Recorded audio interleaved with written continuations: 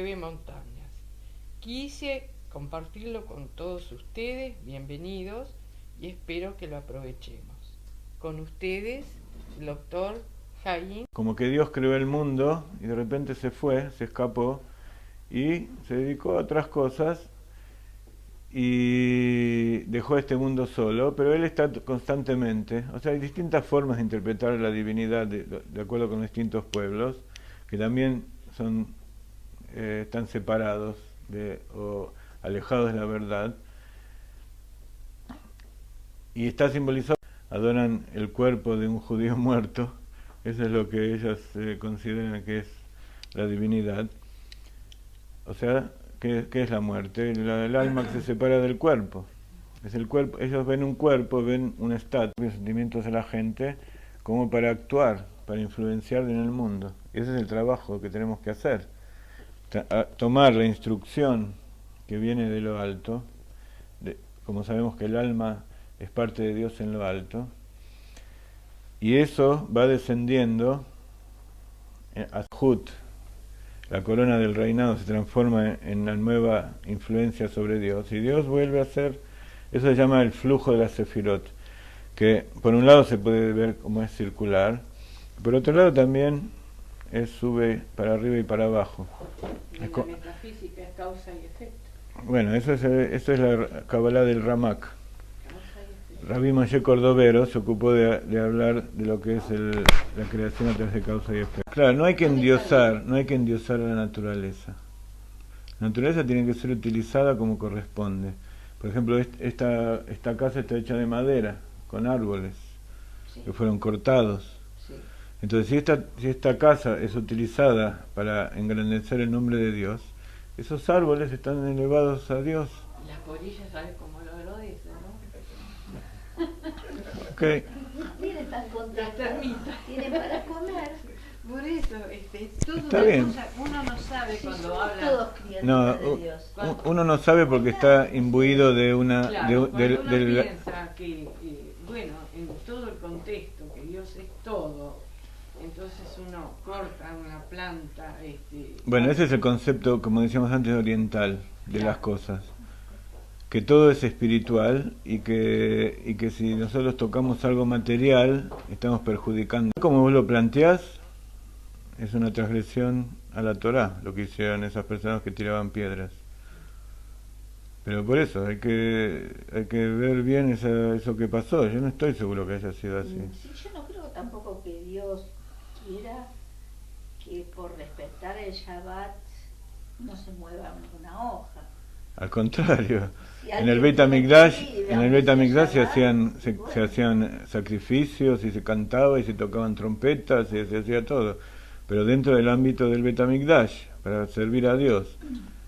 Entonces, hay leyes. Lo que pasa es que nosotros estamos imbuidos de la civilización occidental que odia al judío y odia a todo lo que representa el judaísmo.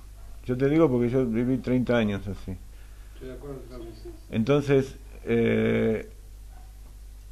es evidente que hay muchos errores dentro de la ortodoxia. Pero también es evidente que hay muchas cosas que se ven como error porque no se entienden. Y hay veces que uno dice que es un ortodoxo y en realidad no es un ortodoxo. Porque en esto, y más todavía en nuestra época, que vemos gente con barba y tzitzit y sombrero, y son mesiánicos que ni siquiera son judíos. Entonces, hay que analizar cada una de las circunstancias y saber bien de qué es lo que uno se está hablando. ¿Cómo se puede confundir, no? Bueno, porque ese es el kit de la cuestión. Si lo hubieras conocido a Cafrune, vos lo conociste. No personalmente, pero yo lo escuchaba. En mi época a mí me encantaba. Bueno, por eso ese es la otra. Este es otro concepto. Este es otro concepto que hay, que es refinar la imaginación. Nosotros, parte de la protesta que le hacemos a Dios es porque no se nos revela claramente. Eso es algo que todos le decimos y en todas las generaciones, para que no haya. Claro, pero de todas maneras, si Él no se nos revela claramente, es porque tiene algún motivo. Y uno de los motivos de un Hasidut es que es su placer. Es como un padre que lleva al chico al bosque, o lo lleva a jugar. Y todos jugamos a las escondidas con nuestros hijos, con nuestros nietos. Y nos encanta ver cómo él de repente se da cuenta que no está el padre y lo busca. ¿No? O sea, no hay que pasar el límite del sadismo, de hacerlo sufrir, pero el hecho de ver cómo... Incluso uno le puede decir al chico, vamos a jugar a las escondidas, ¿no? Entonces, visto desde este punto de vista, Dios está jugando a las escondidas, porque en realidad todo es un juego. Incluso las cosas más terribles, cuando se toman en proporción, se transforman en parte de la creación de Dios. A veces cuando suceden esas catástrofes terribles, como los tsunamis o lo que pasa en Japón, pasaron cosas terribles en toda la humanidad y tenemos que pedirle a Dios que no pase de vuelta. Pasa lo que pasó en Chile, lo que pasó en la AMIA, lo que pasó en la Shoah, lo que pasó en la destrucción de Irshad, en la época que se destruyó... ¿Qué cosas que podemos recordar? Bueno, que Dios esté en todos entonces, lados ayudando a todos. todo el tiempo me preguntan qué pienso yo, por ejemplo, de la Shoah. Entonces yo pienso que los que sufren son los que quedaron, los que se fueron no sufren, y ellos saben la verdad, y algunos vuelven a reencarnarse en otros cuerpos para seguir su trabajo, pero el asunto es que en realidad hasta ahora todos los que nacieron, salvo los que estamos vivos hoy en día, todos los demás murieron de una manera u otra. Entonces también tenemos que pedir que aquellos que murieron, aunque sea en forma natural, también murieron. Entonces ese es el kit de la cuestión. La idea es que no haya muerte. ¿Ves? Ese es otro concepto. Uno se conforma de morir si es algo natural, pero la muerte no es natural. Bueno, yo no sé si es un conformismo. Hay gente que la busca, gente que se escapa de la muerte. Sí, pero es lo mismo. ¿Por qué no es natural? Porque Dios creó al hombre con vida eterna. Adán Arishon lo creó con vida eterna. Pero entonces, ¿por el castigo de qué? No sé, del pecado. ¿Y por qué pecó? Por transgredir. No, eso es No es todo lo mismo. ¿Por qué? No Sí, pero yo voy al por qué primero. ¿Cómo puede ser que una persona que tiene delante de él a Dios revelado y tiene todo perfecto y vive en el Gan Eden, de repente quiera transgredir? Él hablaba con Dios, él estaba frente a Dios y Dios le dio todo lo que le hacía falta. Le dijo: vos acá estás para hacer algo que yo necesito. Y hay que profundizar en el concepto también. Todo eso era un paso previo para algo superior. Lo que nosotros llamamos la redención, la Geulah, es el refinamiento de todo el mundo para llegar a algo posterior. No es todo el trabajo que estamos haciendo ahora una finalidad, es nada más que un intermedio, refinar ese pecado. ¿Para qué? Para volver al estado inicial en que nosotros estábamos y que era de vida eterna. Pero esa vida eterna tampoco es la finalidad, hay algo superior todavía a eso, que Dios nos tiene que revelar.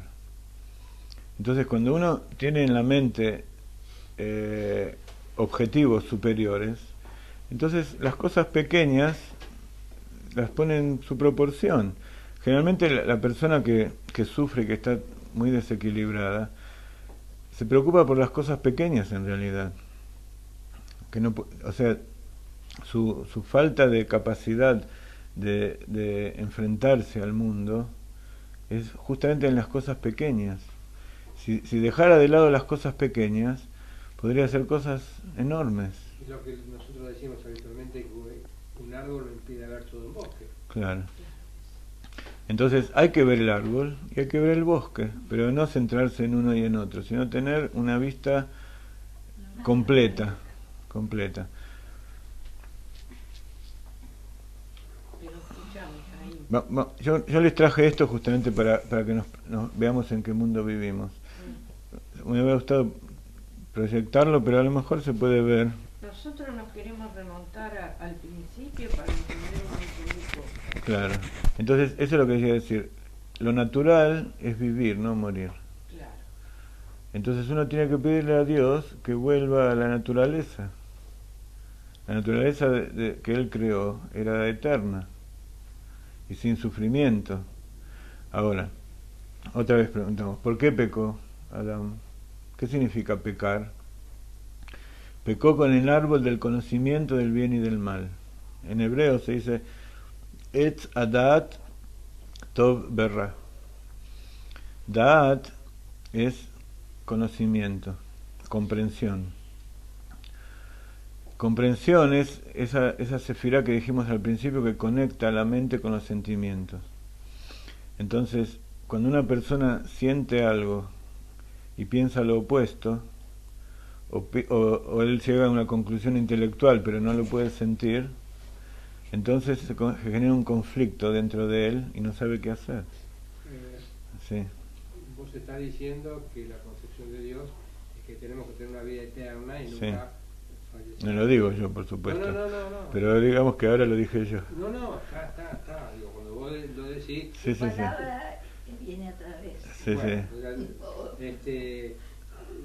fíjate vos que podemos todos nosotros conocer infinidad de gente que ha sido muy buena y que ha dedicado... Y entonces si lo remontamos a Adán Rishon, si lo remontamos durante las generaciones hasta el principio, entonces volvemos a que todo eso proviene, todas las personas que nosotros vemos, los que se mueren en realidad es el cuerpo, porque el alma no se muere, el alma se va reencarnando en distintos cuerpos. Entonces así como nosotros cambiamos de auto y no nos molesta, el cuerpo es lo mismo. Lo que pasa es que para nosotros el cuerpo es lo principal, porque el alma no la vemos. Pero ese es otro concepto. Cuando un hombre completo es alma y cuerpo. Entonces, si Dios determina que el cuerpo tiene un ciclo y después va cambiando y el alma va a ir a otro cuerpo, significa que el trabajo principal es del alma y que así como Él creó a Adán Rishon alma y cuerpo, creó de todos los rincones de la tierra un cuerpo y le insufló el alma en sus narices, y eso era lo que iba a tener vida eterna, porque que tenga vida eterna el alma no es algo nuevo. Toda la novedad es que un cuerpo físico con el alma tenga vida eterna, y eso es lo que la mente común no comprende. No comprendo una pregunta que te voy a hacer, pero dame que Espera 2 palabras para terminar la pregunta anterior. Sí. Entonces, explica el Arizal que hay reencarnaciones y que hay almas que vuelven al mundo para reparar o para terminar una tarea que habían dejado previa antes. Entonces, hay cosas que nosotros no comprendemos porque solo vemos ese lapso de vida que nosotros podemos percibir. Pero si viéramos todo el desarrollo, como hacía el Arizal tenía la capacidad de ver todas las reencarnaciones de la persona hasta Adán Rishon. Adán Rishon era un alma general, y después que pecó, esa alma se fue dividiendo en distintas almas, y todos los que viven en este momento son parte del alma original. Entonces, si nos unimos todos, hacemos de vuelta a Adán Rishon. Ahora, perdona, ¿no? Pero el alma original es una sola. Ahora cada vez hay mucho más gente que antes. Es lo que yo te iba a preguntar. Es lo que yo creo que contesté lo que yo dije. Hay mayor cantidad de gente. Sí. ¿Y cómo es lo del alma que se van abriendo y haciendo otras almas de una misma? ¿Cómo es el...? Ese es el concepto de antes de que vimos que Dios es uno y la realidad es infinita. Y es algo que los sabios discuten y enseñan constantemente. Voy a hacerle caso a mi esposa y me voy a sentar un minuto. Sentate, si querés tomar algo, hacer un descanso. Está escrito que el alma tiene 5 niveles. Hay una parte superior que está ligada a lo alto, a Dios, y es una con Dios. Y los otros niveles tienen distinto nivel de ocultamiento hasta el más bajo, que es la que está ligada al cuerpo. El alma es enviada como un mensajero de Dios para hacer una tarea acá. Y para hacer esa tarea, como el alma es espiritual y el mundo es material, necesita ese intermediario del cuerpo. El cuerpo es nada más que un instrumento del alma para trabajar en este mundo. Entonces, Adama Rishon era un alma general, era el único hombre que existía.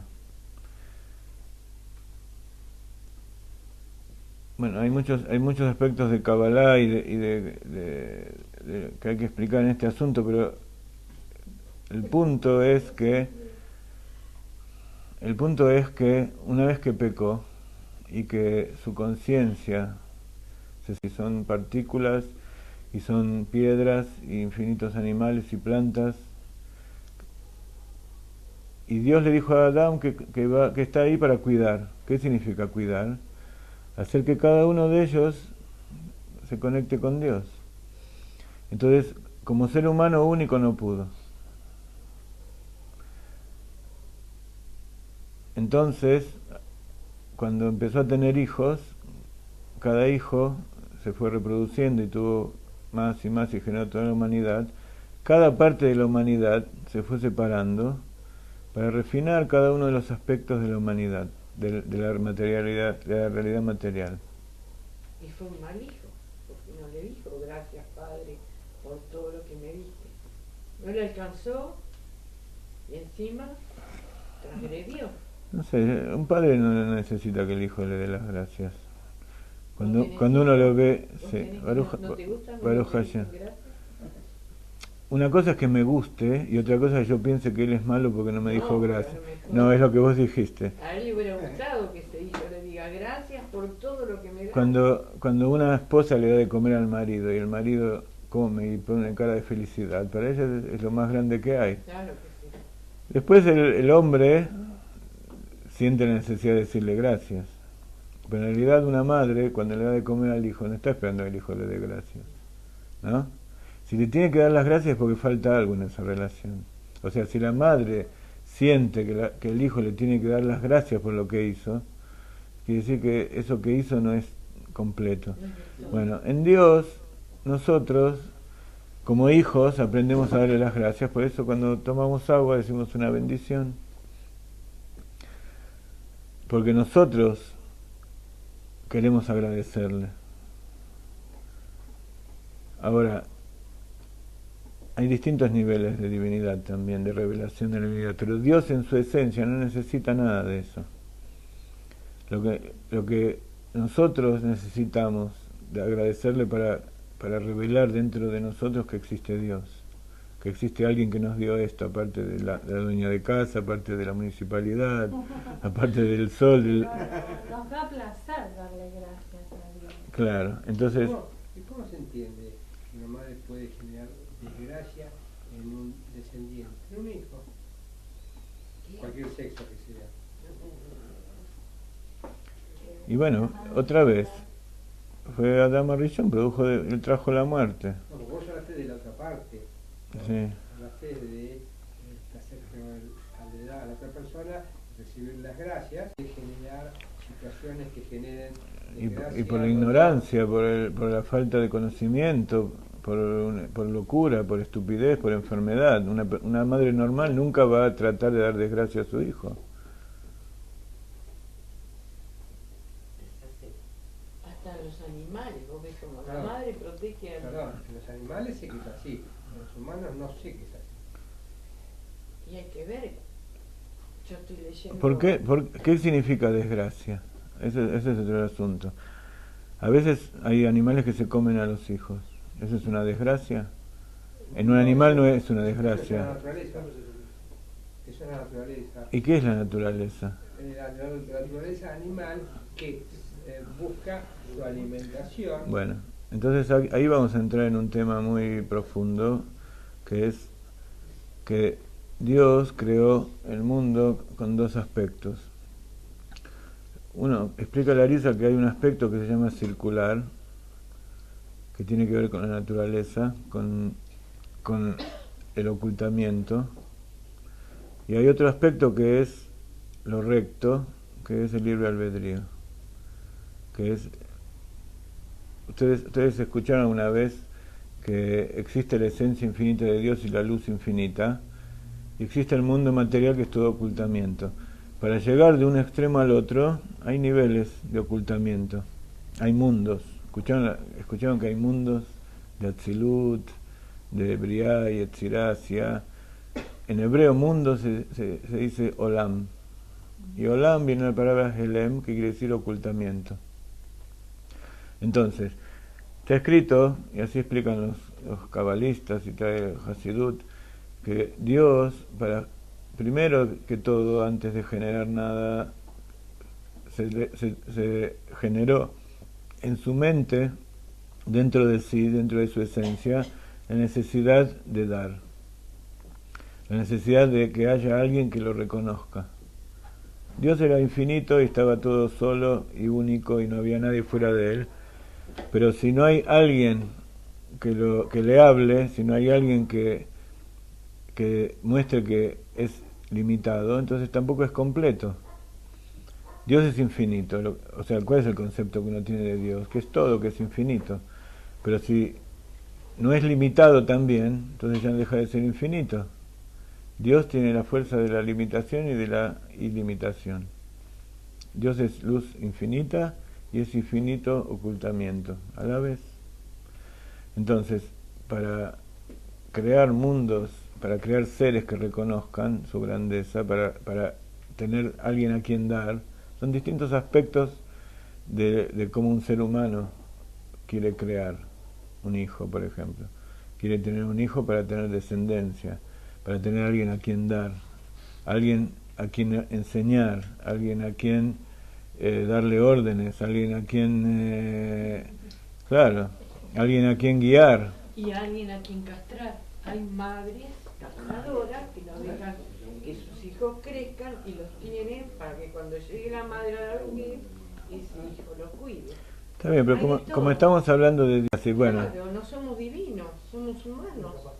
Okay. Dios es divino. Ok, pero uno es hijo, es padre, pero... es nieto, es abuelo, sí. Uno es todo, no es hijo o padre, es las dos cosas al mismo tiempo, somos seres humanos. Estamos hablando para entender cómo llegamos a esto donde vivimos ahora.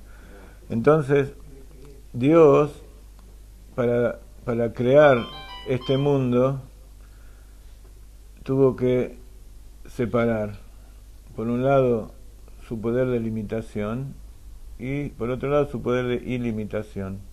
Entonces, se produce lo que se llama el Tzimtzum en Kabbalah. El Tzimtzum está representado por un círculo, un vacío absoluto, en el cual es como una mesa de trabajo sobre la cual Dios fue a crear. Dios es infinito y tiene dentro de sí todas las posibilidades de todos los universos y de todas las sefirot. Está escrito en Hasidut que no hay solo 10 sefirot o 22 letras, sino que hay infinitas sefirot, infinitas letras. Pero Dios quiso crear un mundo limitado. Nosotros somos limitados, tenemos ciertas cualidades específicas, no somos dioses como seres humanos. Entonces, en ese espacio vacío, Dios creó. ¿Qué quiere decir creó? Que invistió un rayo de luz, y ese rayo de luz es lo que llaman la segunda contracción. ¿Por qué es la segunda contracción? Porque es toda su luz infinita, la redujo a una parte. O sea, es parte de toda la luz infinita, pero no está revelado todo, sino solo 10 sefirot. Es una luz parcial. Entonces, lo que nosotros llamamos la naturaleza es el ámbito en el cual nosotros nos movemos. Son los recipientes, son todos los objetos, los instrumentos que nosotros vemos, en los cuales el hombre vive. Y lo que nosotros llamamos la luz es aquello que llena los recipientes. Ese rayo de luz es llamado en la Kabbalah libre albedrío. Esa revelación inicial es lo que se llama hombre, el Adam, el ser humano. El ser humano es el único que tiene libre albedrío. Y en la Torá al hombre se lo llama Medaber. Hay 4 niveles en la naturaleza. Está el Domem, Someach, Hay y Medaber. El mineral, el vegetal, el animal y el hombre. ¿Qué es lo que diferencia al hombre del resto? Dentro de su cuerpo tiene tanto mineral como vegetal como animal, pero aparte tiene algo más. El habla. Entonces, sí. El libre Claro. albedrío. El libre albedrío. Claro, todo eso junto, el habla, el libre albedrío, la conciencia de sí mismo, es todo esa luz. La boca se llama Malhut, es la sefirá de Malhut, como el rey. El rey en realidad lo único que hace es estar sentado, hablando.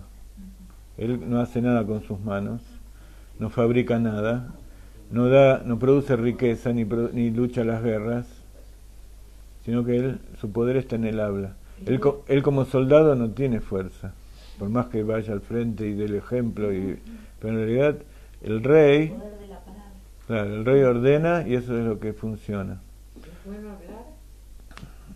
Mi marido me regala monedas para que me calle.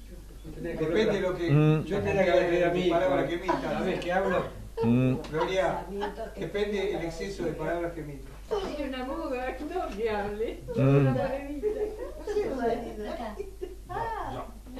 Que hable el marido. Estoy acá hundido. Pobre Yo te quiero marido. consultar algo.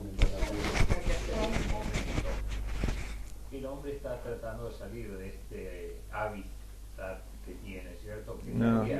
No creo que sea cierto. Perdón. ¿Por qué es cierto? Y porque está subiéndose a cohetes y viaja y... Pero no para salir de este ámbito. Entonces la pregunta que yo tengo O sea, ¿qué es este ámbito? Un momento. el mundo. El planeta Tierra. La Tierra, claro. ¿Y el hombre quiere irse de esta Tierra? Y está investigando, sale. No, está investigando porque piensa que en determinado momento lo va a destruir, pero no porque quiera irse de acá.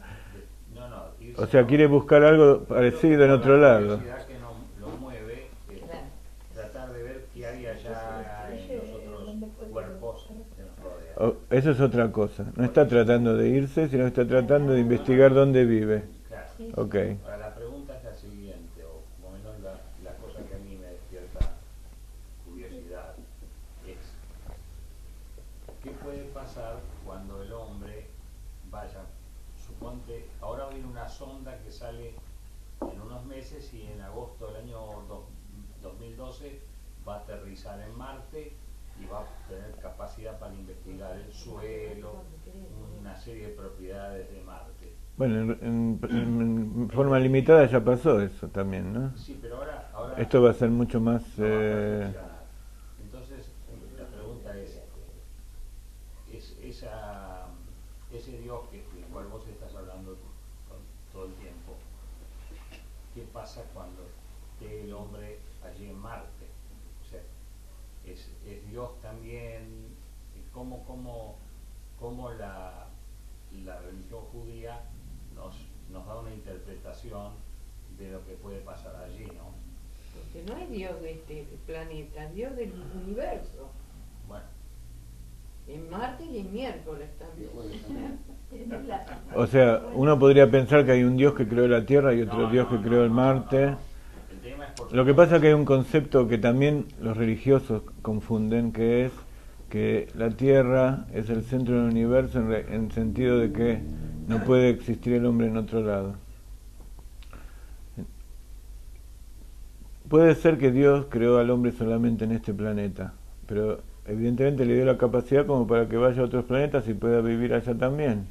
Ahora, yo puedo hacer una simbología Sí. teórica. No sé, no sé si te contesté, lo que pasa Sí, es que hubo acá un problema técnico. ¿Qué es lo que Yo puedo pasa? hacer, No, pensé que estaba apagado eso.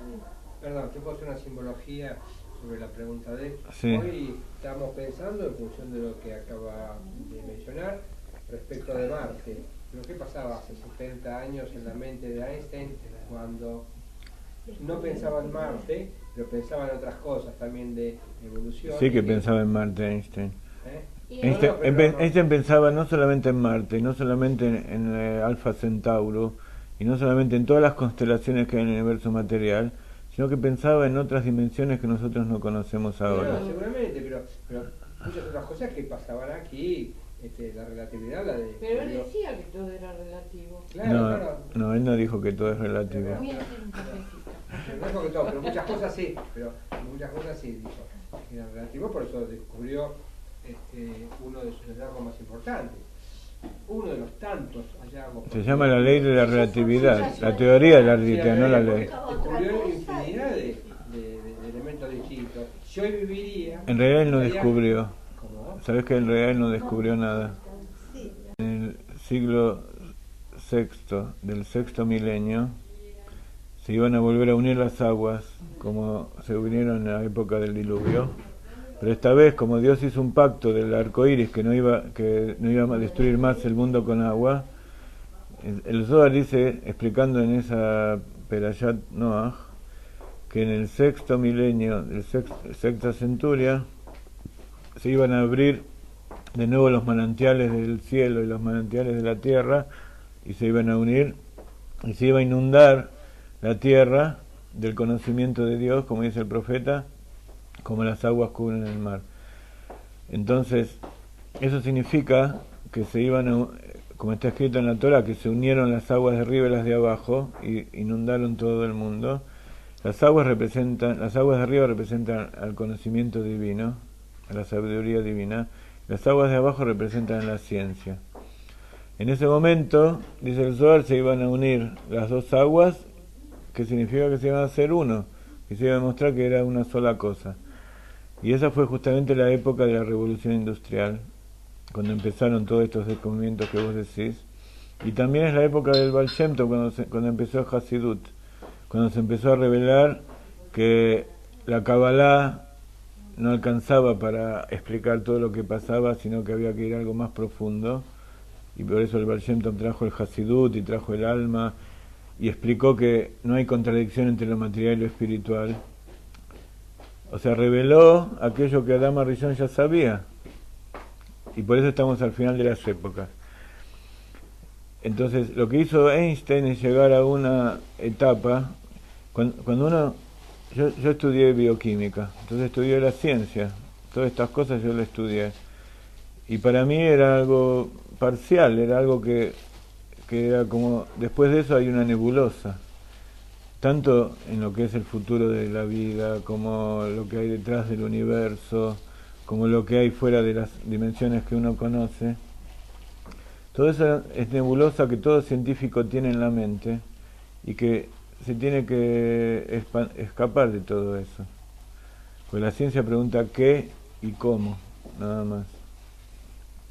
Antes vos dijiste, muy ciertamente, Gracias. el odio de Occidente hacia el judaísmo. Pero no es solamente por parte de Occidente, también tenemos que hablar de muchas otras religiones, creencias, culturas que tienen odio al judío. Sí, pero vos te diste cuenta que el judío vivió en Occidente en general, sí. Y allí fue donde se creó el odio. Pero las religiones orientales, por ejemplo, de China, de Japón, de la India, no tuvieron mucha relación con el judaísmo y no sienten odio en realidad. No, pero no podemos hablar lo mismo del islamismo. Bueno, porque ahí los judíos sí vivieron. No solamente el islamismo, sino todas las religiones que hubo en todo el Medio Oriente. Pero en el Oriente no. O sea que... ¿Quiere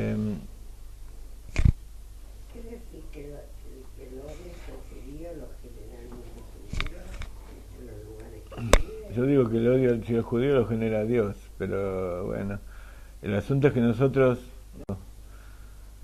o por las buenas o por las malas, entonces cuando uno se encapricha demasiado, a medida que pasa el tiempo, y deja de hacerlo, entonces cada vez el odio y el sufrimiento es peor. Pero odio y sufrimiento significa es ocultamiento. En el judaísmo, todo eso son símbolos de la oscuridad. La oscuridad representa la falta de sentido, la falta de explicación, la falta de Dios. Entonces cuando uno busca a Dios, entonces empieza a ver que todas esas cosas se esfuman. Y eso pasa en la práctica, en realidad. Cuando uno le explica a los pueblos del mundo con la Torá en la mano qué es lo que tiene que hacer el judío y qué es lo que tiene que hacer el no judío y para qué estamos en este mundo, entonces todo el mundo entiende. Pero cuando uno reniega de la Torá, reniega de su propia herencia, por ejemplo en la tierra de Israel, hay tres cosas que son fundamentales para Dios: la Torá, el pueblo judío y la tierra de Israel.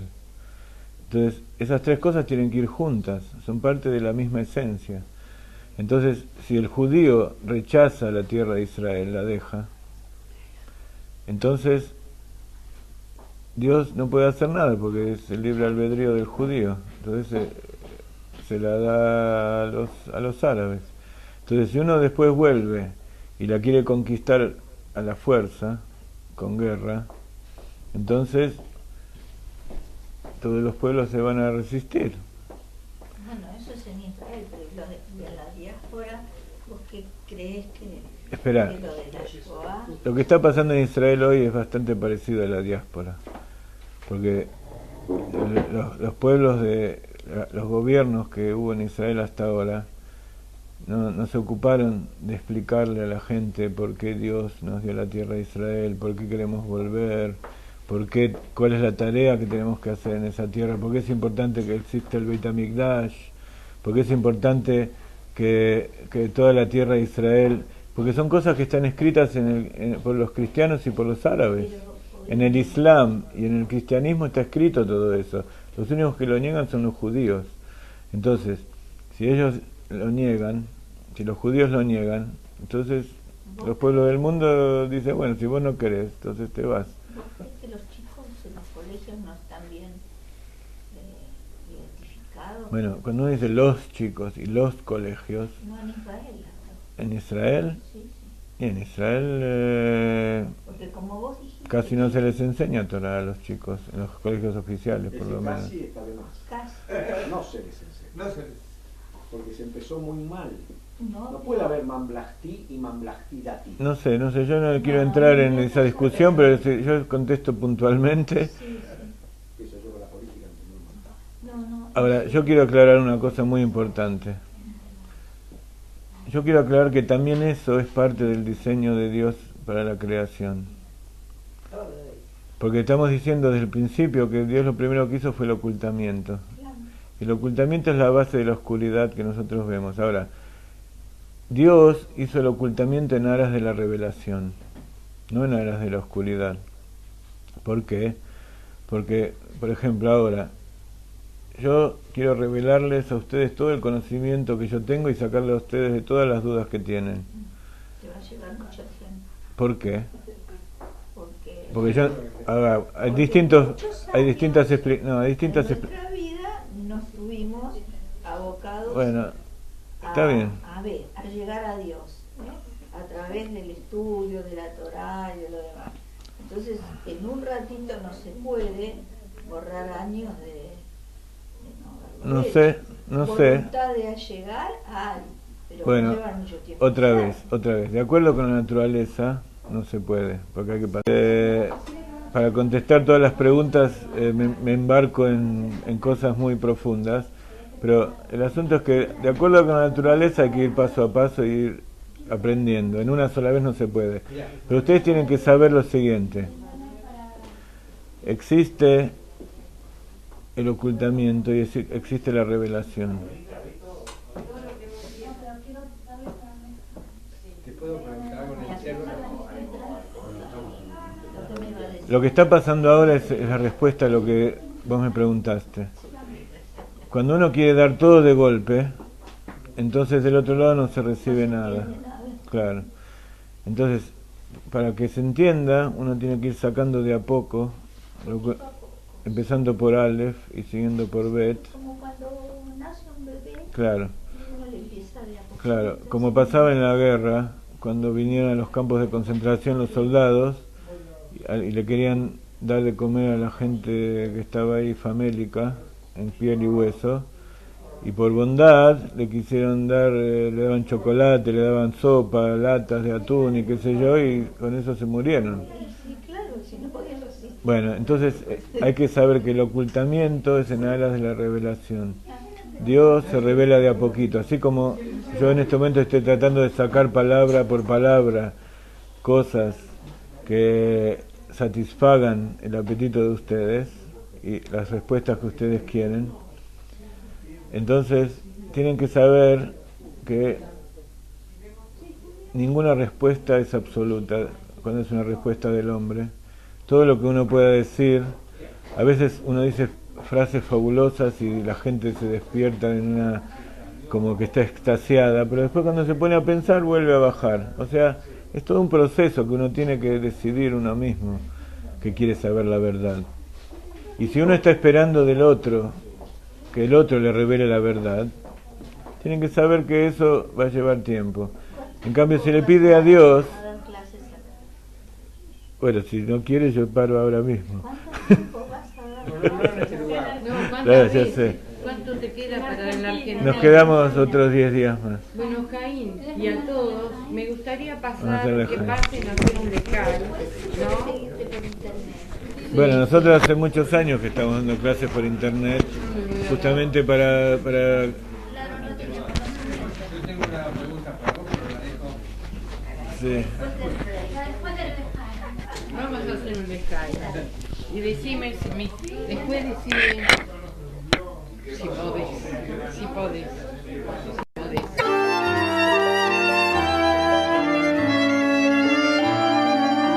Estamos en el año 5771 y faltan unos pocos años para llegar al séptimo milenio.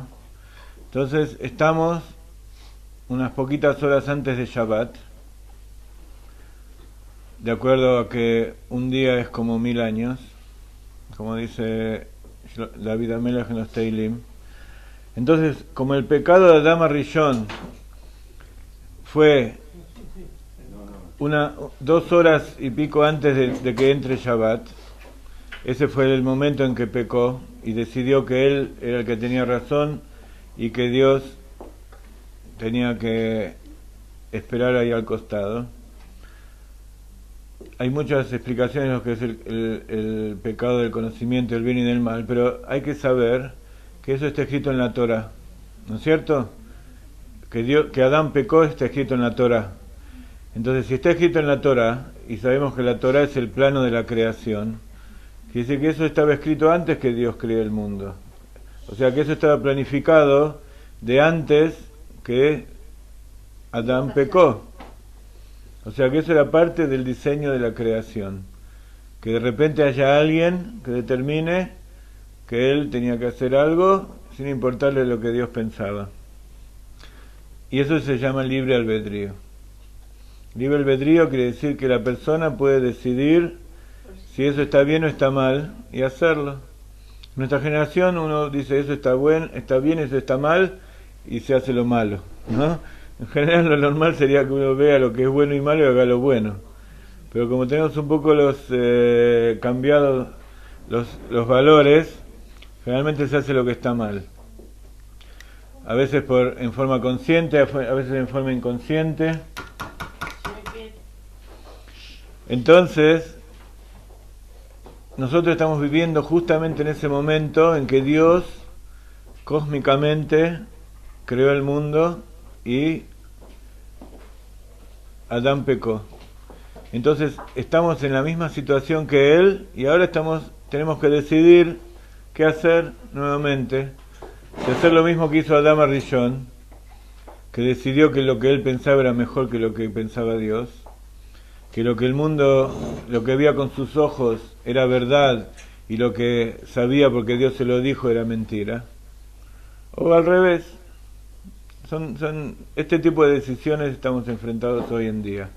Hacer lo que nos dice los sentidos o hacer lo que nos dice la Torah, lo que nos dice el alma. Hay que saber que en general en los últimos cientos de años, un 10% de los judíos cumplían la Torá. El resto se fue. No se fue del alma ni se fue del mundo, sino que empezó a buscar caminos nuevos. Y todo eso también está escrito. Eso también fue parte de la voluntad de Dios. Y cada uno de los que estamos aquí, a lo mejor somos descendientes de gente que se fue de Europa y que dejó la Torá. Por de pronto tenemos que decidir que nosotros no podemos juzgar quién es bueno, quién es malo. Tenemos que juzgar quiénes somos nosotros y qué tenemos que hacer. Y también si nos juzgamos, saber qué es bueno. El conocimiento del bien y del mal quiere decir que hay separación, que Dios es bueno y Dios es malo. Y eso es equivocado, ese es el error de Adán Arishon. ¿Puedo hacer la pregunta? No, Disculpame que te no, un segundito, porque si no... A mí me encanta preguntas y hacer todo tipo de cosas, pero aunque sea 15 minutos vamos a desarrollar algo que puede ser que conteste muchas preguntas. Entonces, nosotros estamos viviendo en este momento en un momento crucial que está escrito en la Torá y está vaticinado por los sabios y está escrito en el Zohar, en que las aguas se vuelven a juntar y que aquellos que se fueron de la Torá estamos volviendo, y aquellos que mantuvieron la Torá hicieron que esa Torá y el conocimiento de Dios permanezca fijo, sin cambio, y aquellos que salieron, y de los cuales me incluyo, hicieron que se desarrolle la ciencia, que es el otro camino. Y ahora llegó el momento que nos unamos todos, y a través de que nos unimos, demostramos que tanto el conocimiento de la Torá como el conocimiento de la naturaleza, que es la ciencia, es todo lo mismo. Y más todavía, en este momento la ciencia nos está llevando al conocimiento de Dios, a entender que lo que nosotros vemos no es la realidad, sino que es parte de la realidad. No es como decíamos antes los espiritualistas, que este mundo no existe, porque es mentira, el mundo, estamos acá, todo esto existe, no se puede decir que no existe, pero existe en determinado ámbito, en determinada dimensión. Y tampoco vamos a decir, como dicen los materialistas, que lo único que existe es esto, sino que nosotros tenemos que saber que hay otras cosas que no conocemos y que porque no las percibamos, no quiere decir que no existen. Entonces llegó el momento de unir. Ese es el Shema Israel, esa es la unión. Y la ciencia nos está ayudando a descubrir las cosas de la Torah. Entonces, cuando uno estudia Kabbalah, entonces ve esto que vamos a ver aquí, dicho en otros términos, pero es lo mismo. Ahora sabemos cuál es el origen de la materia y de qué estamos hechos nosotros mismos, de átomos.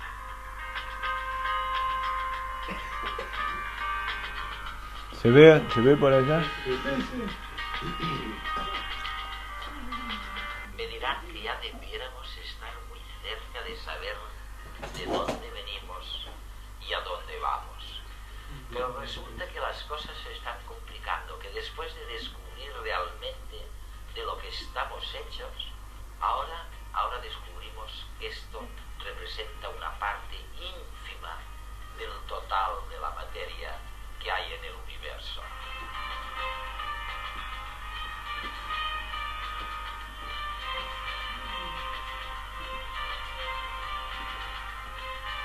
Hay formas de materia que nuestros sentidos no perciben. Se trata de la materia oscura y la energía oscura. No son oscuras en realidad, sino transparentes. Pero no podemos verlas. Frank Wilczek fue uno de los galardonados con el Premio Nobel de Física del año 2004 por sus trabajos en la interacción fuerte. Además, tiene un gran interés en hacer llegar estos conocimientos a todo el mundo y hemos tenido el placer de compartir con él una agradable conversación. Vamos a ver qué nos dice. En realidad, te diría que en la física moderna el espacio vacío es lo más importante. Las partículas observables son como las olas que se mecen sobre un océano de espacio vacío eternamente activo, que encierra más que la marea observable. Lo que percibimos como espacio vacío que encierra muchísima más energía que la marea observable. Lo que percibimos como espacio vacío en la física moderna está lleno, muy lleno, de hecho.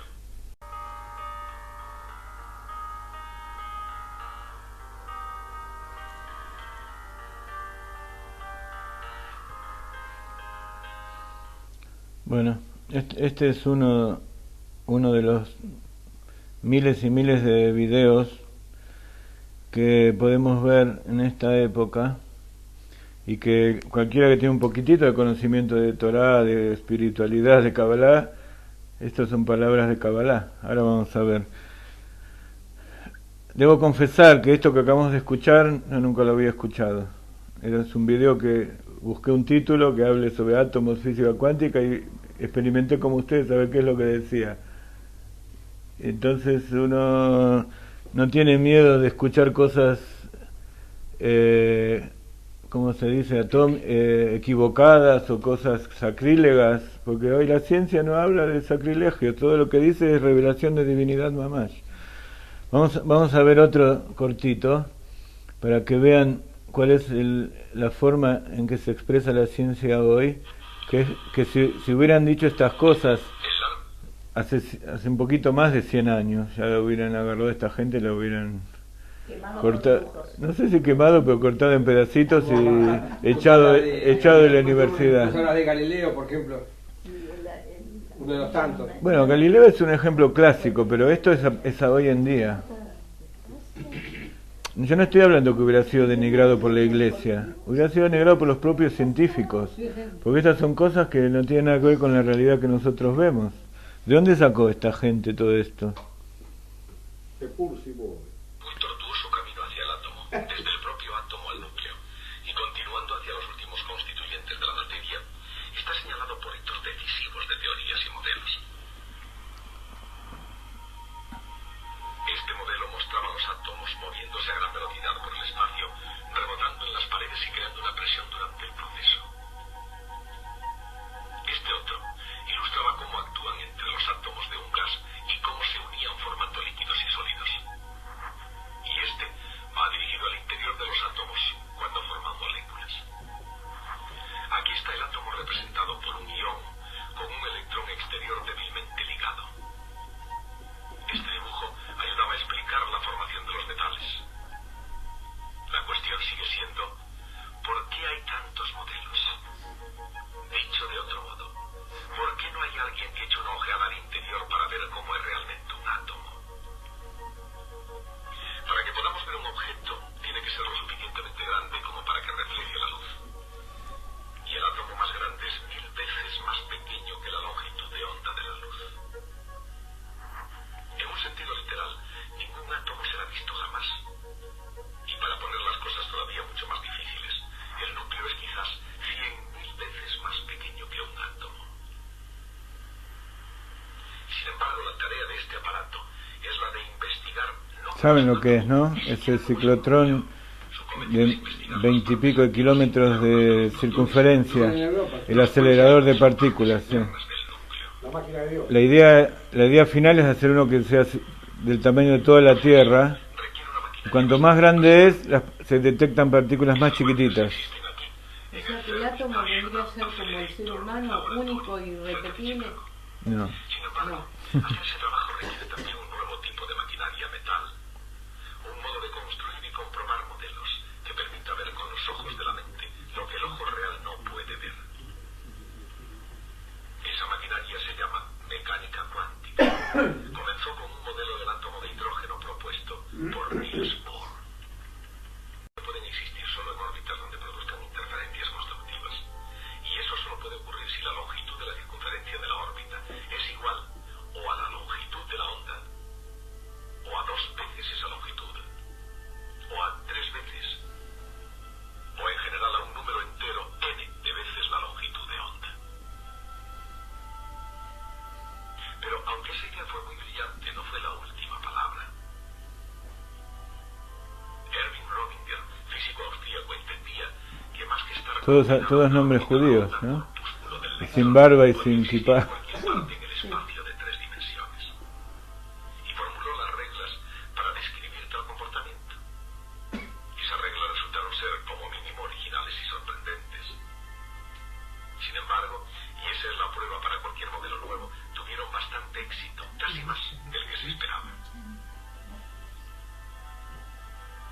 Resultó que la nueva mecánica cuántica de Rödinger podía describir el átomo de hidrógeno con la misma precisión y detalle que el anterior modelo de Bohr, y además podía llegar más lejos.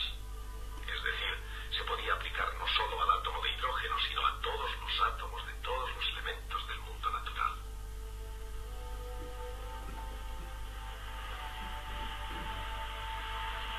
En otras palabras, la mecánica cuántica de Rödinger podía explicar nada menos que la tabla periódica de los elementos. Entonces, ¿cuál es la naturaleza esencial de esta mecánica cuántica? ¿Y en qué se diferencia del modelo de Bohr? Incluso sin llegar a todos los detalles, se puede entender bastante si se aplica precisamente el principio de indeterminación o incertidumbre de Heisenberg. Un electrón, por ejemplo, tiene poca masa y por lo tanto debe ocupar una región del espacio relativamente grande. Por el contrario, el protón tiene tanta masa que no necesita ocupar prácticamente ningún espacio en absoluto. El resultado es el átomo mecánico cuántico de hidrógeno, un pequeño núcleo de masa rodeado por una nube que representa al electrón. Más exactamente, la nube representa la posición probable del electrón. Y esa probabilidad es máxima cerca del núcleo y disminuye rápidamente al alejarse de él. No obstante, la probabilidad de encontrar el electrón a una distancia dada del núcleo aumenta al principio, precisamente porque aumenta el volumen de la capa a esa distancia. Alcanza un valor máximo cuando la capa se expande y luego disminuye de nuevo al aumentar la distancia. La nube a grandes distancias se reduce prácticamente a la nada. Sorprendentemente, el radio de ese máximo de probabilidad es precisamente igual al radio de la primera órbita del modelo de Niels Bohr del átomo de hidrógeno. Y resulta igualmente notable que su energía sea exactamente igual a la del estado más bajo de energía del átomo de Bohr.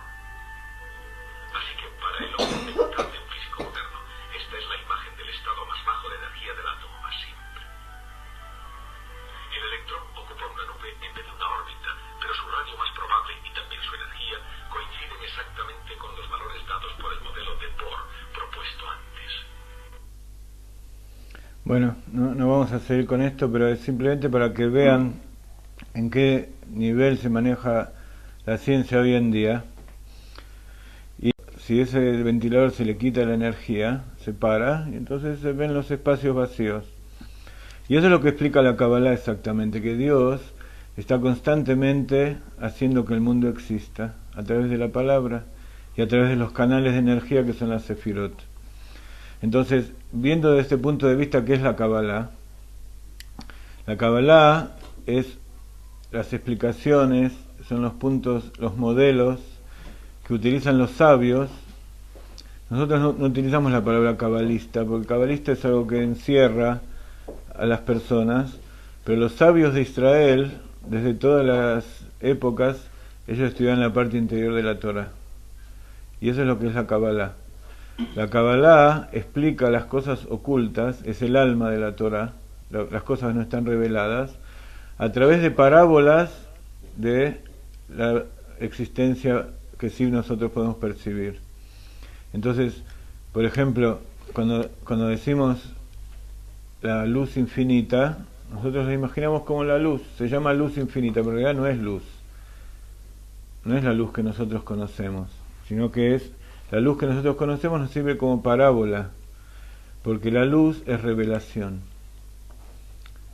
La esencia, cuando uno ve la esencia de algo, es aquello que está oculto, pero la esencia de algo es el origen de aquello que se va a revelar después. Por ejemplo, yo tengo un pensamiento en este momento, para ustedes está oculto. La revelación de ese pensamiento es lo que yo les digo. Ahora, lo que yo digo en relación a lo que yo pensé es infinitamente oculto. Yo digo una palabra y para ustedes tiene un significado, para mí tiene otro significado, pero incluso si nosotros convenimos en cuál es el significado de cada palabra, la palabra es nada más que un paquete que está lleno de cosas adentro que ustedes ven y tratan de interpretar. Tratan de de asociar con algo que yo tengo adentro mío. Pero lo mío es infinitamente oculto respecto a eso que estoy revelando ahora. Por eso, en general me miran y tratan de comprender las cosas que yo digo.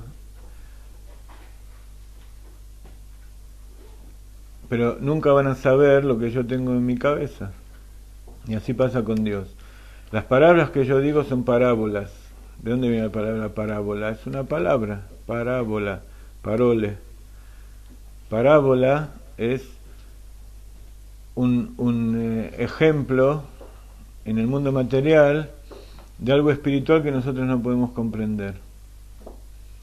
Y a través de muchas parábolas vamos formando grupos. Entonces, los sabios nos enseñaron que Dios quiso crear. Así como el ser humano quiere crear, quiere procrear, quiere tener un hijo, quiere tener posesiones, quiere tener a alguien a quien darle. Esa es la idea original de Dios en su cabeza. Para eso que está al principio de su imaginación es lo que Él quiere llegar al final. ¿Najón? Él quiere llegar al final, que es ese mundo material ya terminado. Pero para llegar a eso necesita hacer muchas cosas, como una fábrica. Para transformar una montaña de minerales y petróleo en un auto, hace falta muchos años de investigación y desarrollo, y lo quiere materializar. Entonces, eso está en su inconsciente todavía. Incluso cuando es inconsciente ni siquiera es claro para él. Él no sabe que eso existe adentro suyo. Lo que uno sabe que existe es aquello que se revela. Entonces por eso se llama esencia, lo que uno tiene en lo más elevado de uno mismo. El etzem. Etzem quiere decir hueso también. Etzem es lo que está más interior en el cuerpo.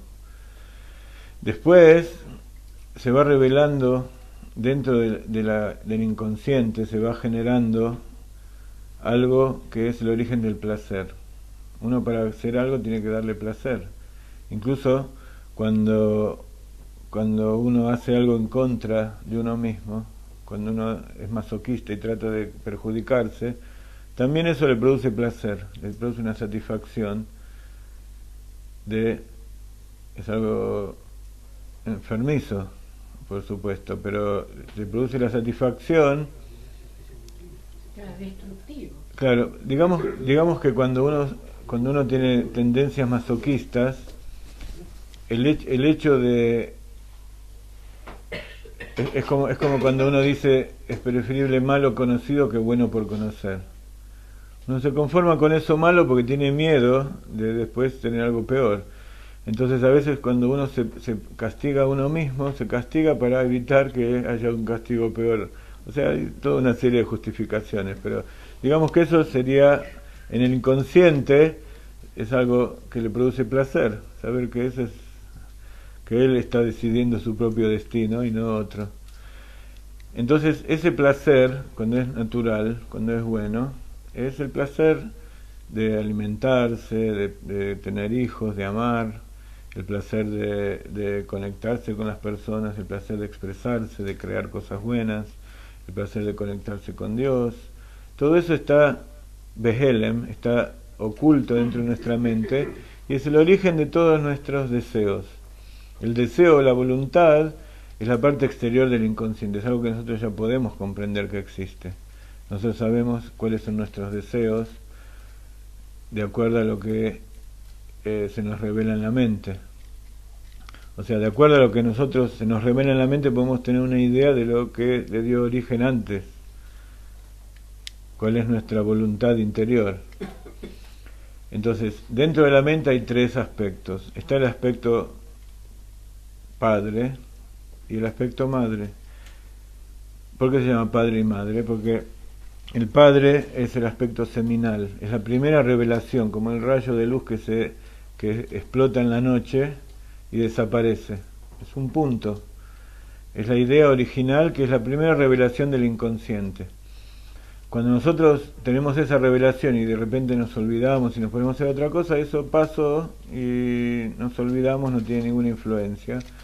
Pero si de repente nosotros tenemos una idea y la empezamos a razonar, la empezamos a desarrollar, empezamos a ver cuáles son sus detalles, entonces esa idea empieza a tener forma en nuestra mente y queda.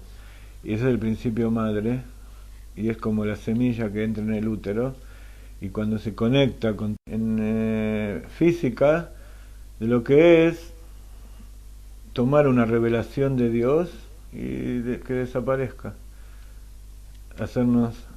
tirarla en campo no fructífero, estéril. O sea que primero tiene que haber un deseo para que haya una acción. Claro, la acción digamos que es lo final, pero a cada nivel de lo que estamos hablando del inconsciente, de la conciencia que es la mente, los sentimientos y la acción. Entonces, cuando uno se le ocurre algo, quiere llevarlo a la práctica, tanto hablar como materializarlo, como para que se produzca algo en el mundo material. Entonces, del padre y la madre, la interacción, surge lo que se llama Da'at. El padre y la madre es como el evaluar la realidad. También entonces estamos evaluando si esa idea que tuvimos sirve o no sirve, o cómo la queremos desarrollar. Entonces eso sería el libre albedrío. El libre albedrío hace que ese Da'at nos haga sentir algo.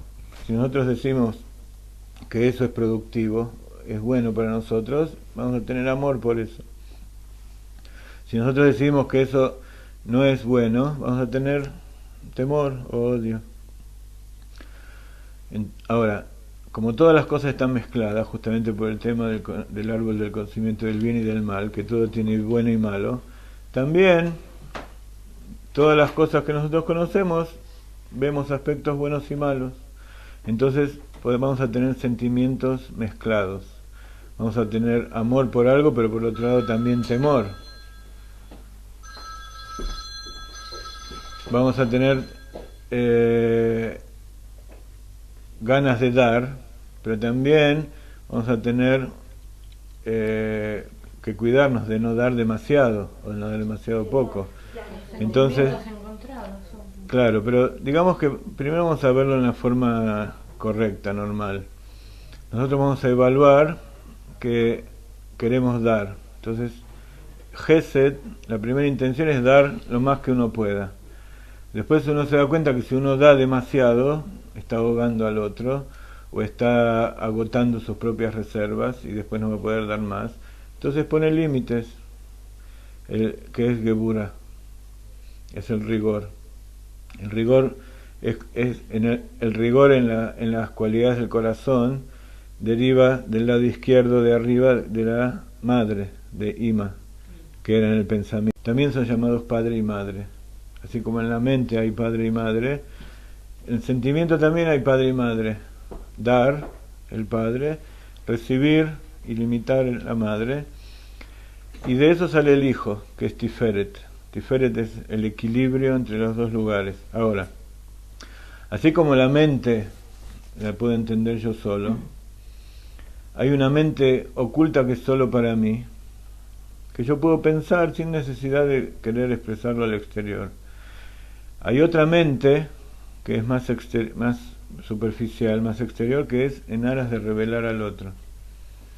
Entonces yo dentro mío puedo hacer pensamientos muy profundos, incluso en códigos muy abstractos, que no me interesa explicárselo a nadie. Entonces yo puedo hacer elucubraciones muy extrañas, y lo que a mí se me ocurra, y sin tanta ocultamiento, sin tanta estructura.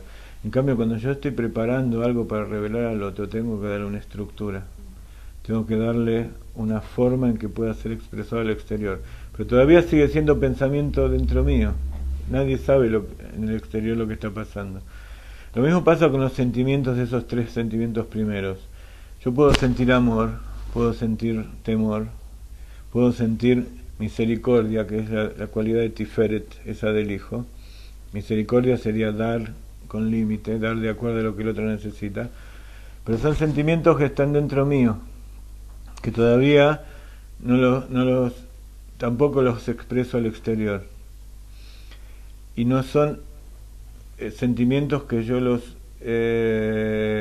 utilice para darle a alguien. Pero después hay otros 3 sentimientos que derivan de los anteriores, que son eternidad o triunfo, que es confianza, o netzach, que está por debajo de Gesed, que tiene el mismo concepto de expansión, de dar, de influenciar al otro, como el principio padre desde arriba. Y por otro lado, en 5 minutos terminamos. Perdón.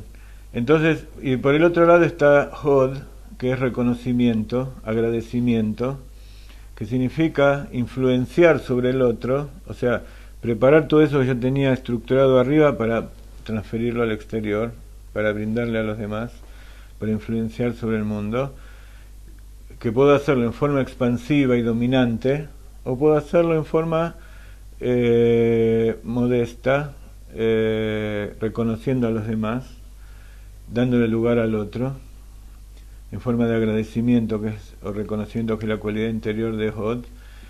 Y juntos ellos dos, Gesed y Geburah son las 2 manos, y Netzach y Hod son las 2 piernas. Entonces, esas 2 piernas sirven para que yo me dirija y me mueva en el mundo exterior. Entonces, de esa manera yo me manejo en el mundo exterior.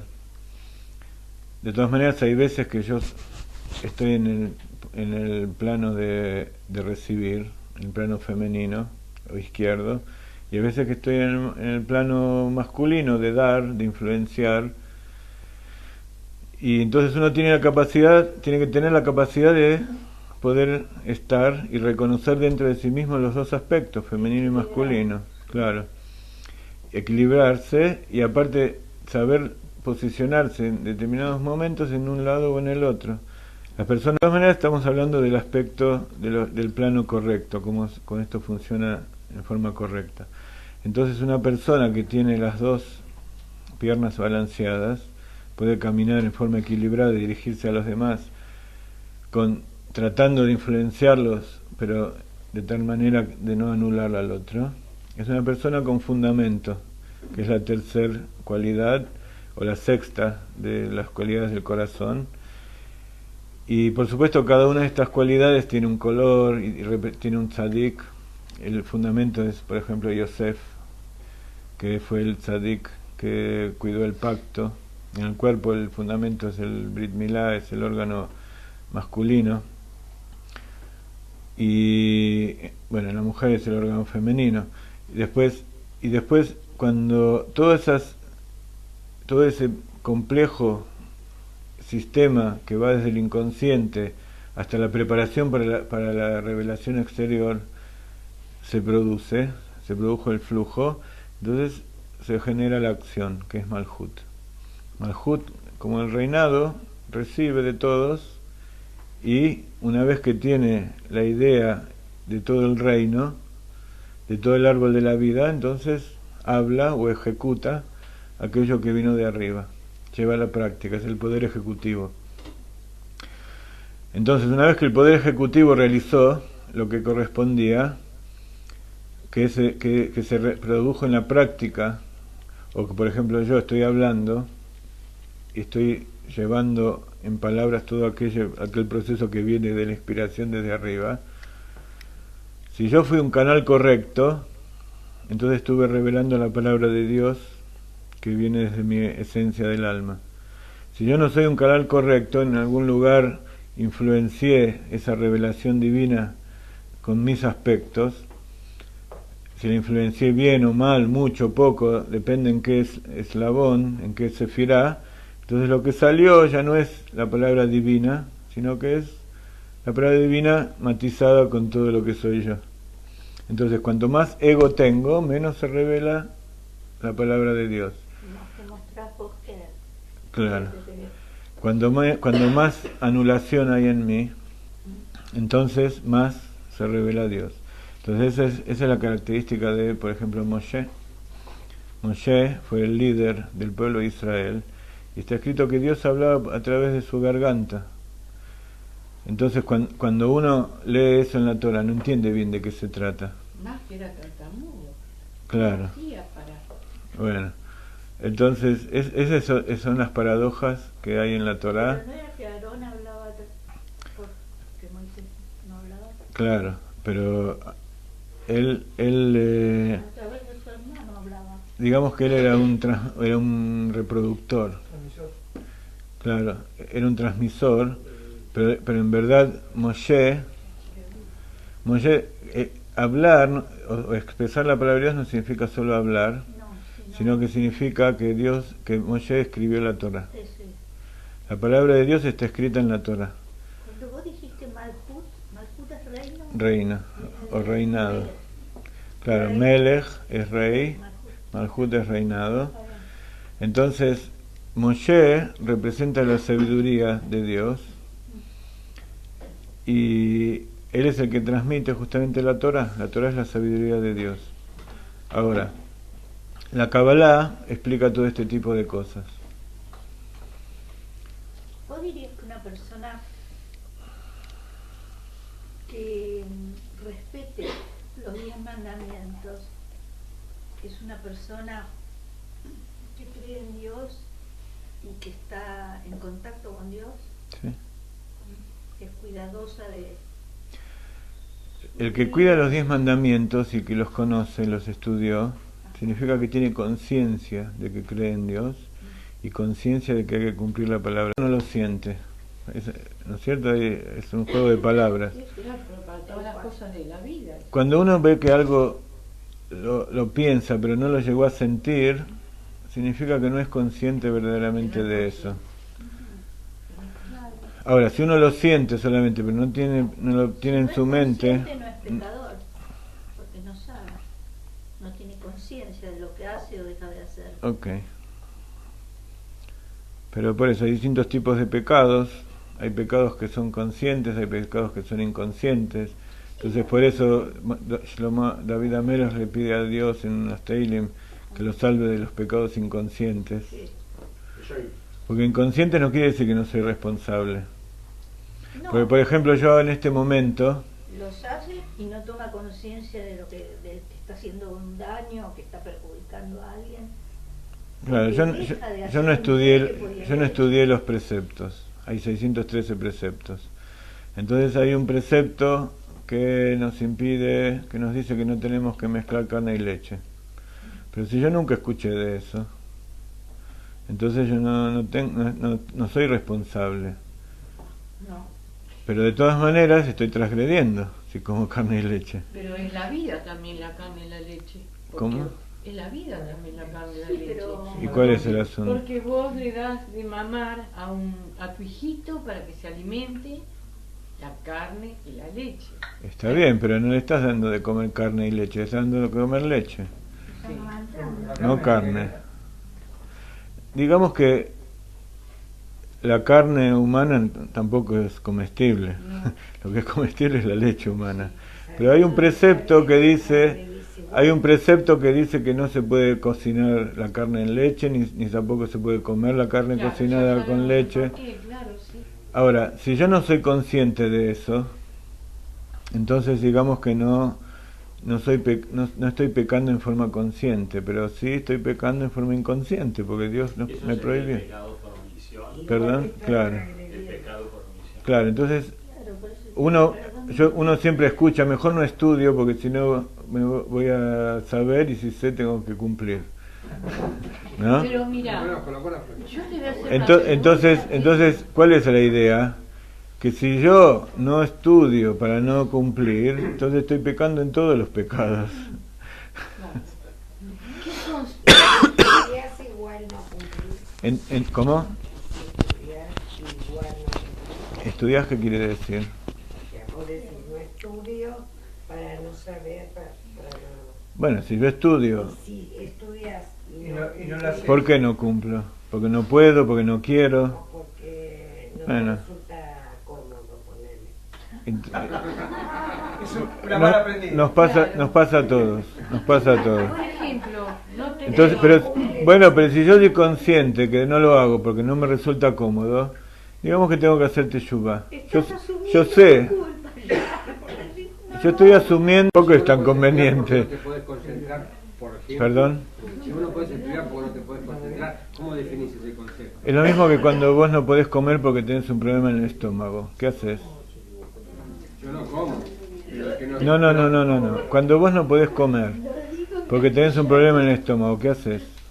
Voy al médico. Bueno, entonces si vos no te podés concentrar para estudiar, entonces vas a ir al rabino, vas a ir a un psicólogo, vas a ir a alguien que te Los ayude. problemas del estómago no son iguales a los problemas de la mente. No dije que son iguales, pero ¿Vas a ir a buscar quién te puede ayudar a solucionar? Claro. El estómago te duele, vos sabés que te está doliendo, pero la mente es algo relativo. Vos me estás diciendo que no te podés concentrar. Si para vos es una molestia. ¿Por qué no se puede concentrar? ¿Por qué es relativo? Y no puede estudiar. Porque te resulta más cómodo todo relativo. No, te voy a explicar por qué. ¿Por qué no te podés concentrar? No estoy hablando de mí. Estoy hablando de un ejemplo. Vamos por partes. Dale. Yo lo que digo es lo siguiente. Si a vos te duele la rodilla, vos vas rengueando y... ¿Por qué vas rengueando? ¿Te sentás y no te movés? No, estás caminando. ¿A dónde? ¿A dónde? A cualquier lado, acá. No.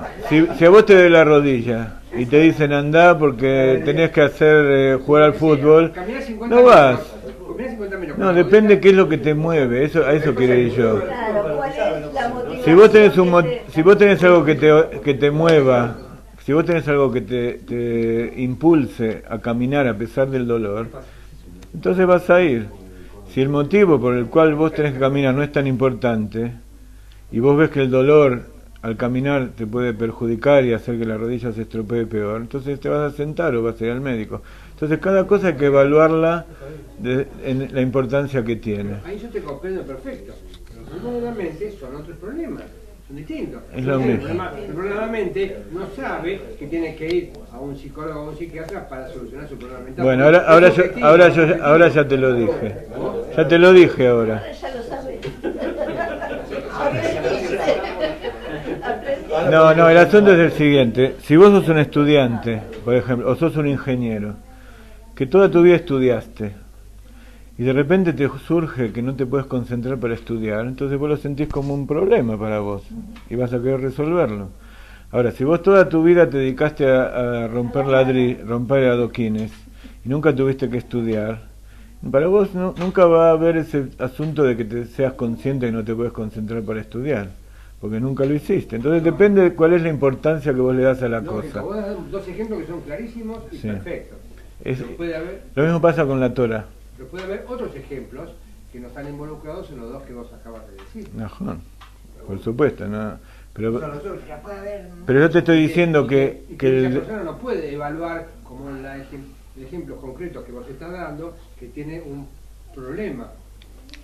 Y la mayoría de la humanidad no se da cuenta que tiene un problema. Y lo niegan, y si lo tienen y se dan cuenta, lo niegan. Se ponen al piojo. Ajá. Jaime. La mayoría de nosotros no sabemos que tenemos determinados problemas, pero una vez que nosotros somos conscientes de que hay algo más de lo que nosotros sabemos, y más porque está todo el mundo gritándonos todo el tiempo. Ahora, el Rebbe, ¿para qué mandó Shluchim? No son los judíos solamente que sufren. Bueno. Yo te quiero hacer una Entonces vos podés taparte los oídos cuando vas caminando por la calle y entonces seguís viviendo como vivías, o a lo mejor te vas a dar cuenta que tus hijos van a vivir en ese lugar y vos no querés que tus hijos vivan así y querés hacer algo. Entonces todo depende cuál es tu motivación para hacer las cosas. El pueblo judío se caracteriza por la mente y por hablar y por crear. Entonces, si el pueblo judío está mudo, si está atado y no se puede mover, entonces está sufriendo.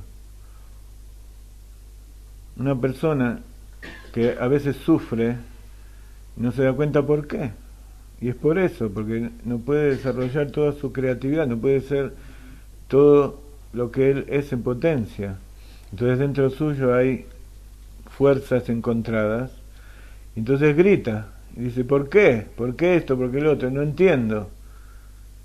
Porque lo que entiende por la mente no se puede compatibilizar con lo que él siente. Y entonces Eso está simbolizado, por ejemplo, en el Lev Yehudi, el corazón judío. A ver si lo tenemos aquí, un segundito. Ya que quiero mostrarte cómo la Kabbalah a veces nos ayuda a comprender qué es lo que pasa en nosotros mismos. Hemos preparado una hermosa presentación con muchos temas especiales,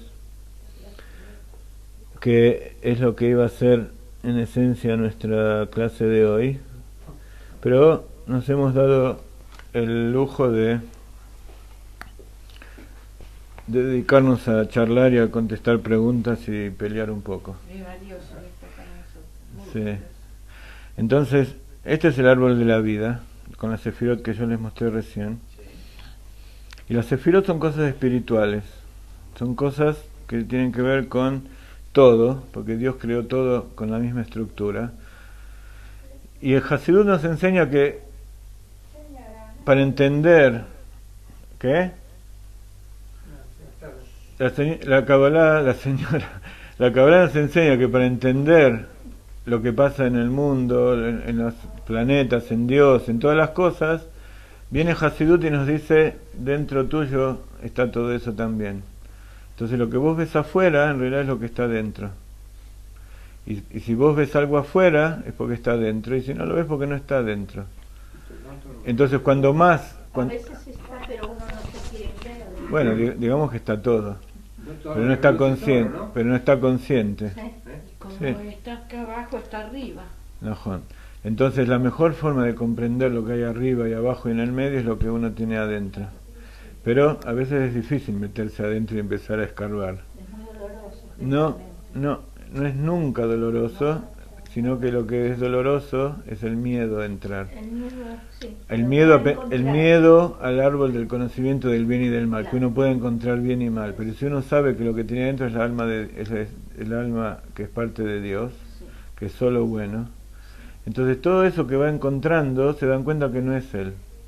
Todo eso malo que hay dentro son nada más que fantasmas y criaturas que nos fue metiendo el mundo exterior, pero en realidad lo que tenemos adentro es algo bueno, y que la excusa de que hay cosas malas y no lo vamos a buscarlo es para no hacer, para que no se exprese.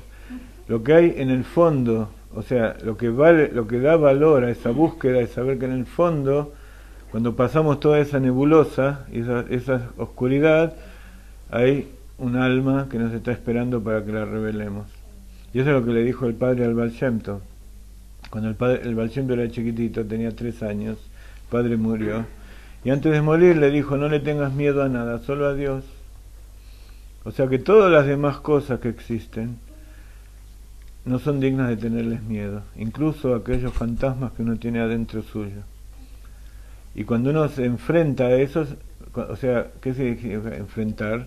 Pone luz allí, todo eso desaparece, porque la oscuridad desaparece poniendo luz. Así dijo Einstein. Todos le preguntaron, ¿cómo puede ser que vos descubriste todo eso? Y todos los demás gente que hubo hasta ahora, que descubrieron todas las cosas, en cambio vos sos el que te diste cuenta de lo que pasaba. Entonces él dijo, lo que pasa que es toda una oscuridad y hay una luz, hay un foco ahí en el piso. Entonces todos están buscando lo que perdieron adentro de donde está la luz, allá en ese foco donde está revelado, pero toda esa llave, todo eso que perdieron puede estar en cualquier lado. Entonces uno busca donde hay seguridad y donde sabe que no se va a lastimar, pero si supiera que también puede buscar en todos lados y allí es donde va a encontrar también, entonces puede ser Einstein. Todos tenemos un Einstein adentro. Y así como todos tenemos un Einstein adentro, todos tenemos una chispa del Mashiach. Todos podemos traer redención al mundo y traer redención a otra persona y traernos redención a nosotros mismos. Somos un instrumento. Nosotros somos un instrumento y a su vez somos el que maneja el instrumento, porque somos parte de Dios. Dios es uno. Uno significa que no hay otro, que está allí y que aparte que es todo, uno unificado. Entonces, perdón, ¿te puedo molestar con una pregunta? No me molesta. Que es parte de lo anterior, vos diste dos ejemplos muy concretos, hablando del ingeniero, y comienzo a ver, ¿cómo puedo saber que ese color se llama blanco, que esto se llama verde? ¿Me comprendés? Preguntando. Bueno, preguntando. Como Pero, preguntaste la primera vez. pero ¿sabés? Considero que es un poco distinto, porque yo no he nacido y gradualmente fui aprendiendo cada una de las etapas de los colores y de otras cosas, y del estudio, y de lo que fuese, como para darme cuenta de esto. Voy a tener mi mente en querer conocer todo al mismo tiempo. Bueno, así dicen los sabios, que cuando uno le enseña a un joven, es como escribir con tinta en un clav, en un pergamino nuevo. Cuando uno le enseña a un viejo, es como escribir sobre un pergamino borrado. Evidentemente no va a ser lo mismo. Evidentemente, cuando uno aprende las cosas en forma natural, en el momento que corresponde, entonces lo va a aprender de una manera tal. Por ejemplo, si yo hubiera estudiado Gemara o Torah, como todos los chicos, como mis nietos, a la edad desde que nacieron, le hubieran puesto el alefbet con miel a los 3 años y el Heider y todo eso, entonces en este momento yo podría dar explicaciones maravillosas quizás, con citas de la Torah y todo lo que a mí se me ocurriría que sueño con hacer. Pero no fue así. Entonces yo muchas veces me pregunto por qué Akadosh Baruj Hu me puso acá. Porque no es que yo decidí hacer esto, sino que si estoy acá es porque Dios decidió que yo tenga un mensaje para darle a ustedes. Como hoy estás en mi casa, de Claro, la misma manera. Claro. Por eso yo puse si era casualidad o causalidad. Bueno, entonces no existe la casualidad. No estaba en mis planes. Significa que Dios decidió que esa forma de ver a los 30 años una realidad que antes no se veía, tiene algo especial que no tiene cuando el chico lo aprende del nacimiento. Es lo que vos decías, voy a tratar de aprender todo junto. El chico, cuando aprende de pequeño, él esponja, pero en forma inconsciente. Absorbe todo. Claro. En cambio, vos, yo por ejemplo, cuando empecé a estudiar Torah y veía a la gente que leía un libro en hebreo, es como un ciego, que no vos ves y no ves nada. Y yo sufría y le pedía a Dios. Entonces, toda restricción, toda limitación, todo sufrimiento que Dios nos pone, es justamente para que añoremos y para que tratemos de superarlo. Y por eso el Rebbe Maharaj dice, todo el mundo cuando ve una montaña, primero evalúa buscar un camino lateral para pasarla, y después si no hay un camino como pasarla, entonces va por arriba, trata de saltarla. El Rebbe Maharaj dice, no, yo digo lejatjila river, yo digo de entrada hay que saltar la montaña, no hay que andar buscando caminos paralelos, para caminos laterales. Entonces el pueblo estaba ahí frente al Mar Muerto, al Mar Rojo, y entonces se dividieron en 4 campamentos. Como la Torá es algo que nos está enseñando, esos 4 opiniones representan las 4 opiniones que hay dentro nuestro. Había una parte que dijo, ¿acaso Dios nos trajo acá para morir en el desierto y que nos maten a los egipcios? ¿Para qué nos sacó? Volvamos allá y sigamos siendo esclavos. Hubo otro campamento, otro grupo de gente que dijo, vamos a pelear contra los egipcios, yo creo en Dios y vamos a pelear, vamos a volver para atrás y los vamos a matar a todos. Hubo otro grupo que dijo, vamos a pedirle a Dios, nos vamos a sentar acá y vamos a hacer tefilá, y le vamos a pedir a Dios que nos salve. Y hubo otro grupo que dijo, ¿qué es lo que nos pidió Dios? Que peleemos, que volvamos a Egipto, que hagamos tefilá. No, Dios dijo que crucemos el mar. ¿Es imposible cruzar el mar? Si Dios nos dijo, entonces no es imposible. Y no solamente eso, dentro de todo ese grupo seguramente había personas que estaban pensando cómo hacer para cruzar el mar. Se tiró Nacho. Y entonces vino Nachshon ben Aminadab y empezó a cruzar el mar. Y caminó y se metió y el agua le llegó hasta la nariz, hasta la frente. Y dijo, esto que yo estoy viendo no existe, porque Dios me dijo que cruce el mar. Y entonces, en ese momento, Moshe tocó las aguas y el mar se abrió. Si Nachshon ben Aminadab no se hubiera tirado, Moshe, por más que toque las aguas, no lo hubiera podido abrir.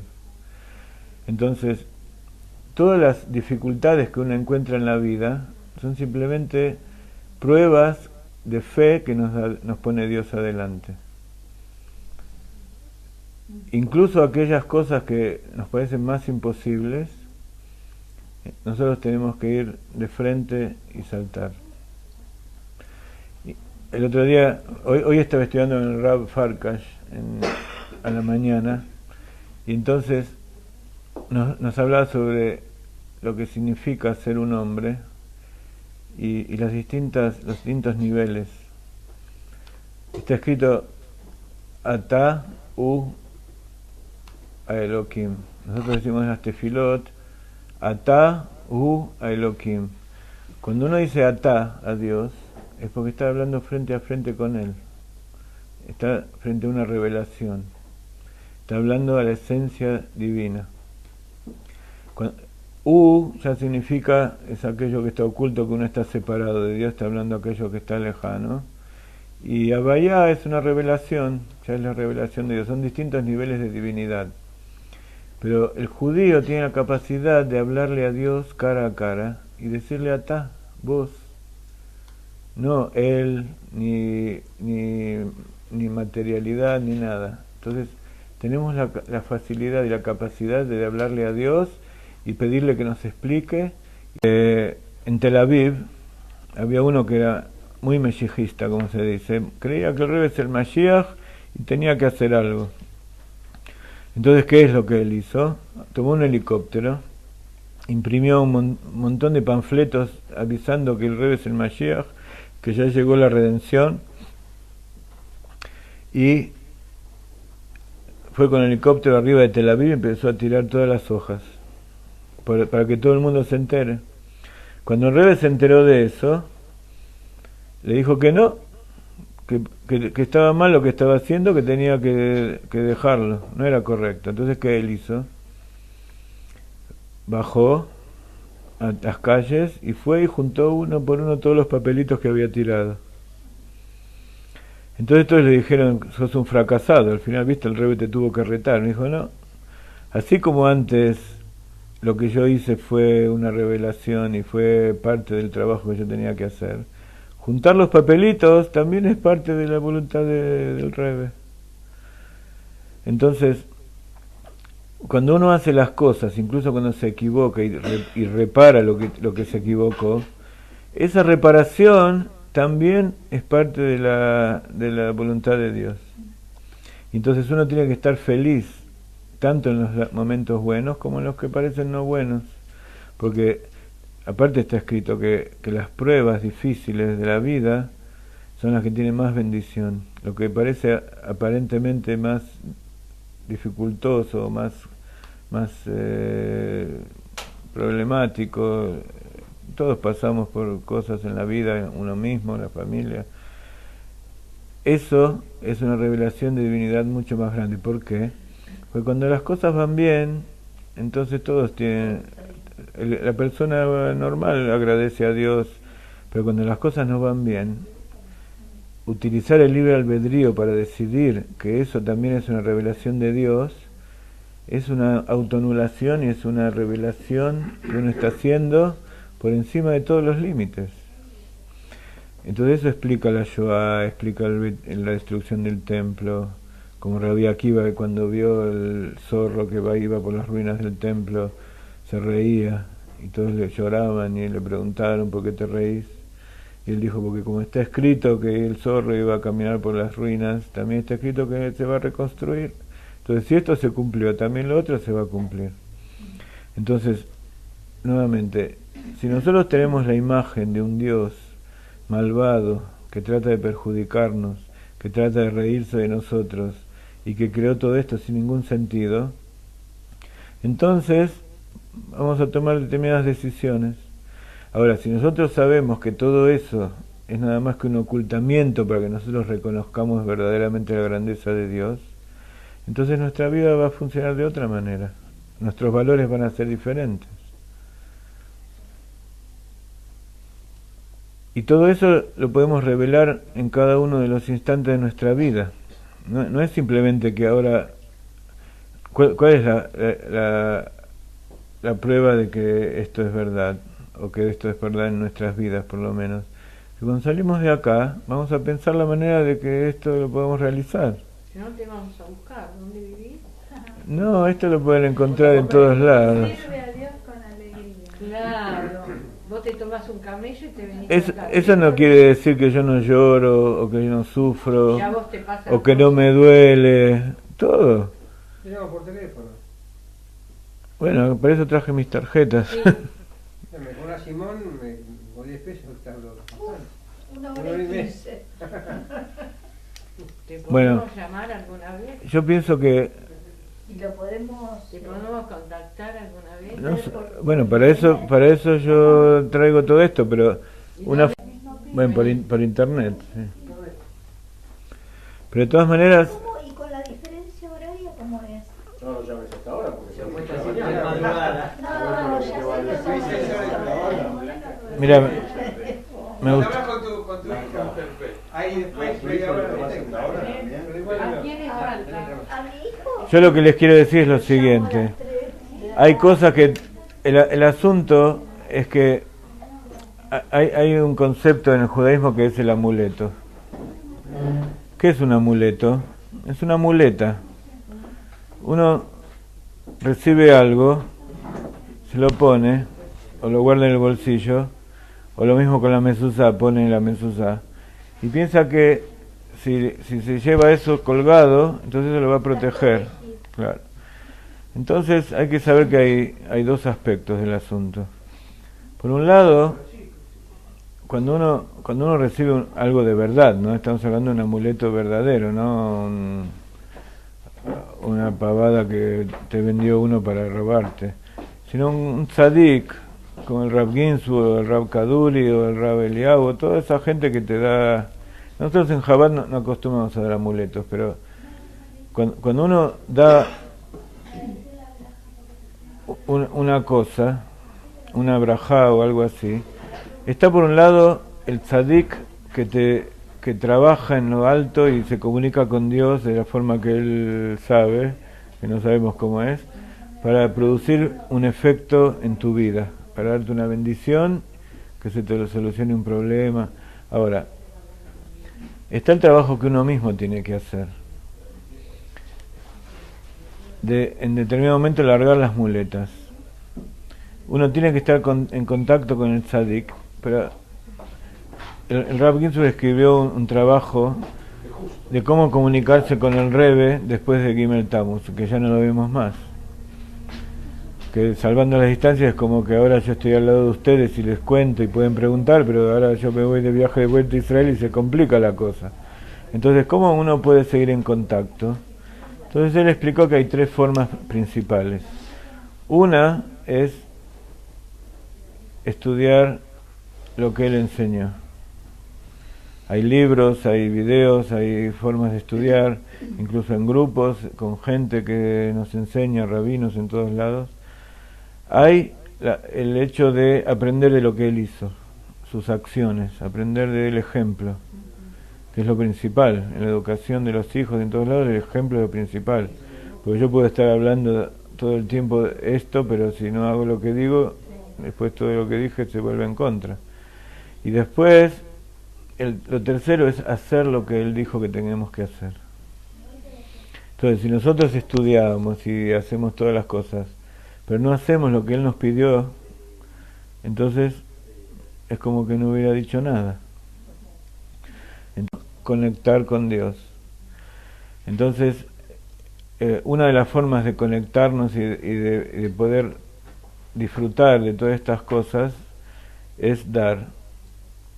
entonces dar significa apoyarnos o comprar nuestros libros, o ver cómo se puede hacer para que publiquemos más libros, o ayudarnos a fundar el edificio de la Universidad de la Torá que queremos hacer en Yerushalayim, y en cada uno de los países estamos haciendo una en México, otra en Argentina.